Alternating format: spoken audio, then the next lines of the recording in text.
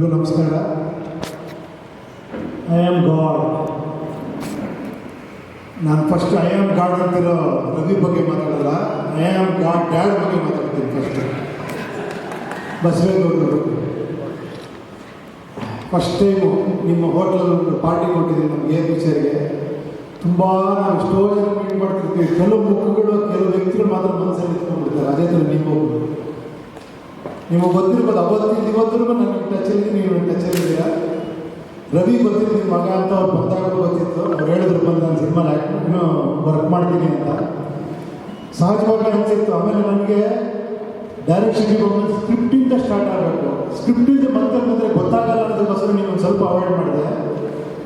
ನೋಡಿ, ಗೊತ್ತಿಲ್ಲದೆ ನಾನು ಒಬ್ಬ ಕಲಾವಿದ ಫಸ್ಟ್ ಅವಮಾನ ಅಂತ, ಆಮೇಲೆ ಅನುಮಾನ, ಆಮೇಲೆ ಸನ್ಮಾನ. ನೀವು ಫಸ್ಟೇ ದಾಟಿಬಿಟ್ಟಿದ್ರೆ ಅವಮಾನ. ಈಗ ಒಂದು ಸ್ವಲ್ಪ ಅನುಮಾನ ಕೇಳ್ತಾರೆ, ಪಿಕ್ಚರಿಂದ ರಿಲೀಸ್ ಆದ ಸನ್ಮಾನ ಆಗ್ಬೋದು ನಿಮಗೆ ಖಂಡಿತ.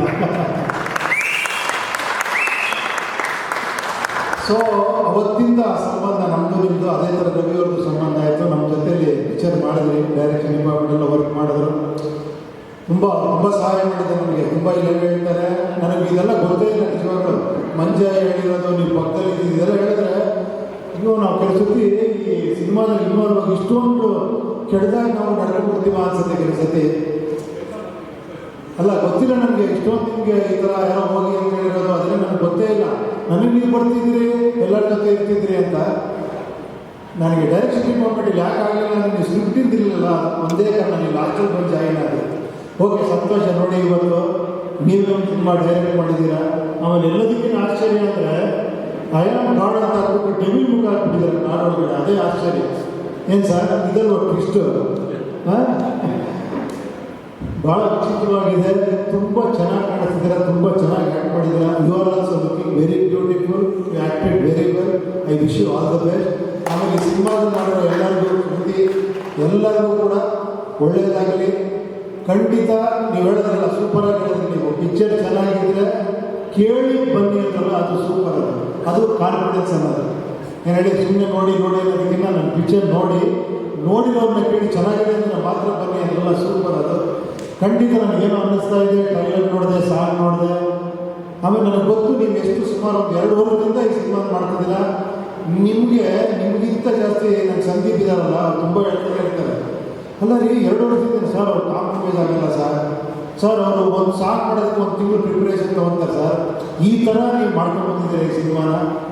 ನನಗೇನೋ ತುಂಬ ವಿಶ್ವಾಸ ಇದೆ, ಚೆನ್ನಾಗಿ ಆಗೇ ಆಗುತ್ತೆ ನಿಜವಾಗ್ಲೂ. ನೋಡಿ, ನೀವೇ ಹೇಳೋದಕ್ಕೆ ಬೆಂಗಳೂರಲ್ಲಿ ಮಾಡಬೇಕಾಗಿದೆ ಸರ್ ಪ್ರೋಗ್ರಾಮು. ನೋಡಿ, ನನಗೆ ಗೊತ್ತಿದೆ, ಮೈಸೂರಲ್ಲಿ ಮಾಡ್ತಾ ಇದ್ದೀರಾ. ಚಾಮುಂಡಿ ಖಂಡಿತ ನಿಮ್ಗೆ ಆಶೀರ್ವಾದ ಮಾಡ್ತಾರೆ.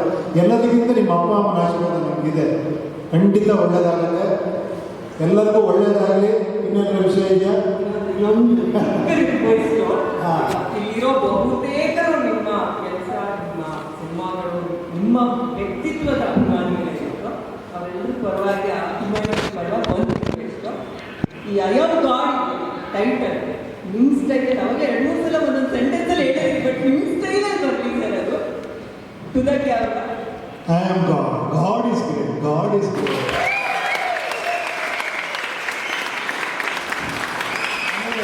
ತಮಾಷೆ ಎಲ್ಲ ನೀವು ನೋಡಿ, ಫಸ್ಟ್ ಸಿನಿಮಾ ನೀವೇ ಡೈರೆಕ್ಟ್ ಮಾಡಿ ನೀವೇ ಆ್ಯಕ್ಟ್ ಮಾಡಿರೋ ಸಿನಿಮಾಗೆ ಈ ಥರ ಒಂದು ಟೈಟ್ಲ್ ಇಡೋಕ್ಕೂ ತಾಕತ್ತು ಬೇಕು, ಧೈರ್ಯ ಬೇಕು.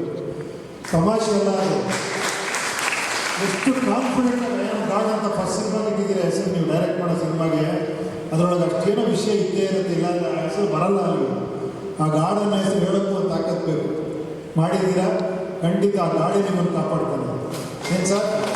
ಇಲ್ಲಾಂದರೆ ಇನ್ನೊಂದು 5 ಪಿಕ್ಚರ್ 10 ಪಿಕ್ಚರ್ ಮಾಡ್ತಾರೆ ದುಡಿಯೋರು. ಏನು ಸರ್ ಮಾಡ್ತೀರಿ? ನಿಮ್ಗೆ ದೇವ್ರ ಶಕ್ತಿ ಕೊಟ್ಟಿದ್ದಾನೆ, ಕೊಡ್ತಾರೆ. ಒಳ್ಳೆಯದಾಗಲಿ. ತಂದೆ ತಾಯಿ ಆಶೀರ್ವಾದ ಇದೆ ನಿಮಗೆ, ಎಲ್ಲ ಒಳ್ಳೆಯದಾಗಲಿ. Thank you very much.